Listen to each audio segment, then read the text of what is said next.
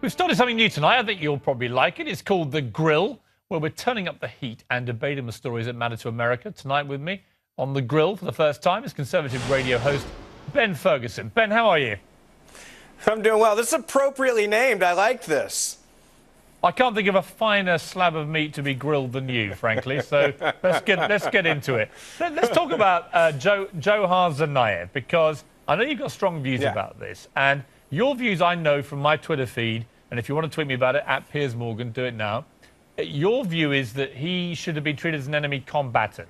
And under that auspice, he would have then been interrogated for a lot longer than he has been. Why do you believe that?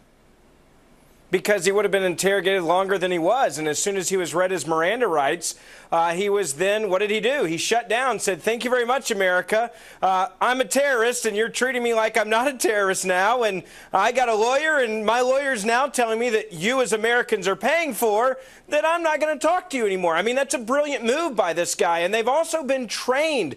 We've seen through Al-Qaeda and things that we've learned about them. They have taught them how to not talk while talking, not giving great information while acting like they are, and to hopefully run out the time period here. We know this is a fact, and when you don't treat him like an enemy combatant, which is exactly what he is, and that's what we're seeing from all this information from Russia, all the information now we hear from the back and forth with the mother, this is not a normal American. This is not a random act of craziness. This is a planned, orchestrated terrorist attack against American citizens. And more importantly than that, he probably knows a lot more about other things that could be going on and other things that could take American lives. Okay, but and that's why you don't read him his Miranda rights.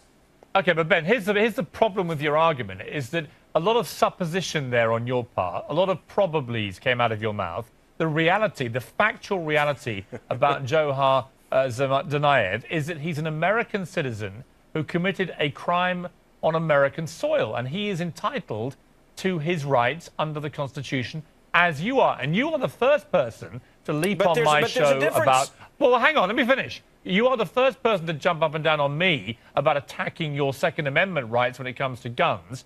Isn't he entitled to the very constitutional rights that you hold so dear?